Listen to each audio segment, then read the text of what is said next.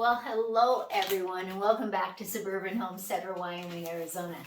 Now this week, I have been dehydrating because if you saw the video, I'm not canning this year. I have way too much in my pantry and I need to use some of that up, but there are a lot of vegetables that I want to be able to take with me to Arizona. Now, the easiest way to do that is to dehydrate them. And so this week I've been doing that, and what's my latest dehydrating? Broccoli. Now broccoli, I do freeze a lot. I'll blanch it real quick, put it in the freezer in a Ziploc bag, let it get frozen, then I take it out and I put it, vacuum seal it. If I try to vacuum seal it too soon after I've blanched it, there's just too much water content and it doesn't want to give me a good seal. But by throwing it in the freezer for a day, I can pull it out and then vacuum seal it. And it's just fresh as can be when we go to cook it. Well, I was on my third cutting of broccoli and I decided I was just gonna dehydrate it all and then just pulverize it so I can add it in soups or a cream soup especially. And all kinds of stuff, casseroles, stews, whatever I feel like it. I could actually add it into my omelets in the morning to give it a little bit of broccoli taste, and though I wouldn't have the florets in the omelet, it would just be the dehydrated broccoli, which is totally okay. So as I've been doing the dehydrating videos, I have given you some history and background. So what is it that I could tell you about broccoli that you may not know? So broccoli, of course, is in the brassica family. Same as cabbage and kale and cauliflower, Brussels sprouts, things like that. They are a cool weather plant. They like to get planted early or they like to be in the fall season. I like to do it all the way through because they love sun. So if you keep them watered enough, and sometimes I even have had to cover them a little bit if it's going to be hundreds for days and days. But it just helps the broccoli, and it's just one of our favorites to either cook or eat raw. Now, there's some history with broccoli, and we do have things dating about 6 BC with the Romans that they liked broccoli. So really a little over 2,000 years we have history of broccoli. Now, was broccoli there before? It certainly could be, but I couldn't find any facts about that. The earliest I could find was 6 BC. They do think that it came from the Mediterranean area or Asia Minor.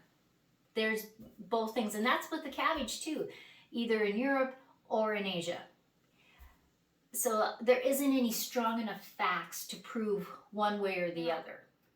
An interesting fact is when the English people in England got introduced to broccoli, they actually called it Italian asparagus. And I thought that was kind of fun. Now, broccoli either grows in sprouts or it grows in the head. And in the grocery store, you usually buy it in the head. But if you're growing it, you can either do it either way. It's totally up to you, your choice on what you want to do. I like the heads, though they both taste the same to me.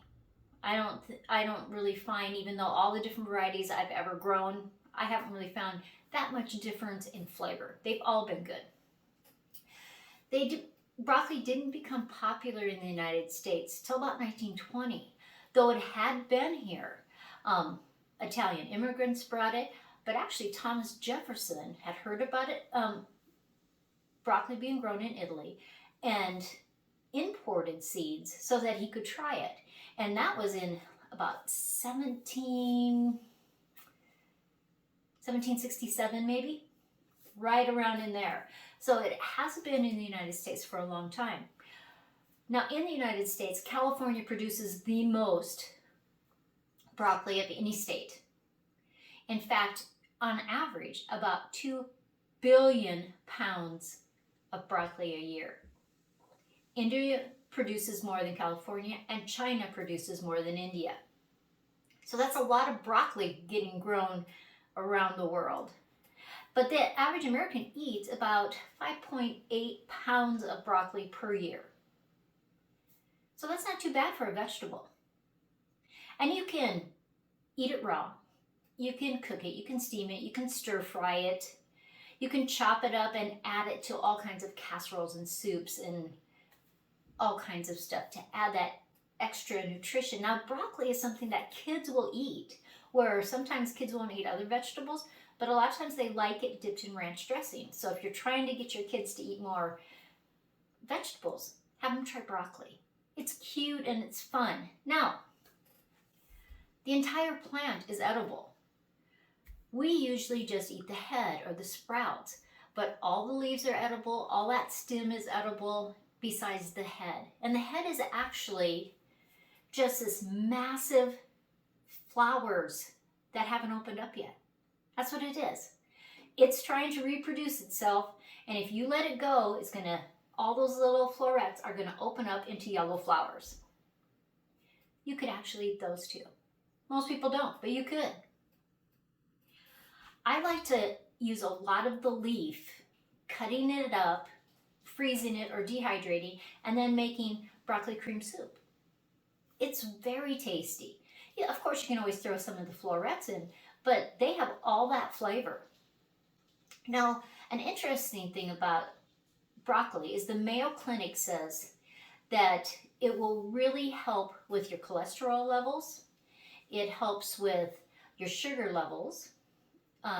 It makes it so that you have a healthy bowel. I guess that's how I'll say that. And it just has a lot of good things for you, a lot of vitamins. In fact, there's over 600 studies that show that broccoli and all that family really has some anti-cancer compounds in it. In fact, more than other vegetables. So that's just something to keep in mind that can make you really healthy by eating that. Now, when we're talking about how much nutrients broccoli has, you should know that broccoli sprouts and broccoli microgreens have about 40% more nutrients than the whole plant. Now, the whole plant still has a lot, but those microgreens are exceptional when you really are trying to change your health. So why not grow some microgreens? And they're tasty. You put them on salads, you put them in sandwiches, you throw them in soups. They're tasty. And I just like to munch on them. I like microgreens.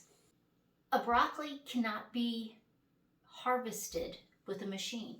It still has to be hand cut. They don't have any machines yet that can go in and chop them off like a lot of the other plants. So that's field works. People are in the fields and they are cutting them. I hate that job, you know. It's backbreaking. I really admire those people that can do that.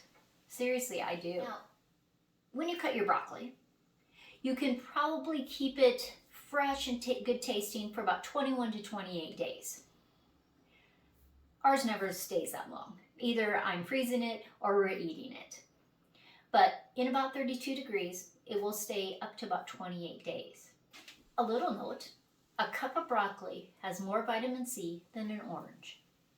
Broccolis will grow 24 to 36 inches tall and about 24 inches wide because you have all those massive leaves that are going everywhere. So many times we just cut those off and we don't use them. They taste exactly like the florets. So use your leaves, use your stems, use the whole plant.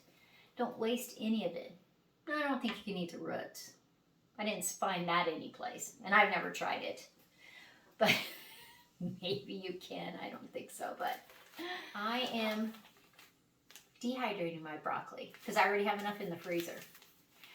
And I did 7 trays and it made up 1.5 cups. And so I'm going to show you the video on that, on what I did, how I chopped it up, and how small I want those pieces when they're going into the dehydrator. 125 degrees like all the other vegetables. And depending on the size, that you cut them, that will determine how many hours it's going to take. It's a lot of hours. It's easily 8 to 10 hours in your dehydrator. You want to make sure that it is completely dry. So let's go dehydrate some broccoli. So this is the third cutting of these broccoli plants, and still some of them are just huge florets. I am just amazed at the third cutting. Now some of them are smaller and there's a whole bunch of them, but anything that's damaged I'll cut off, and then I'm going to chop up all the leaves, the stem, the florets, and I'm just going to fill the trays. And I'm going to end up having about 7 trays of broccoli, and depending on what size you cut them, it will reduce or increase the amount of time it's in the dehydrator. All vegetables are at 125 degrees for 8 to 10 hours, and I'll just check them after about 6 hours, see how much longer I have to do it. And here they are. They're all dry, they're crunchy, and that's exactly what I want. I put them in my Vitamix, and then I'm just going to pulse them to just pulverize them. And I ended up getting a cup and a half of broccoli. Well, I hope you've enjoyed my series on dehydrating my vegetables this summer and this fall. I am doing pumpkin right now. And this pumpkin actually broke. I went to move it, and so it's not completely mature. But my dogs love pumpkin, and I'll talk about that tomorrow.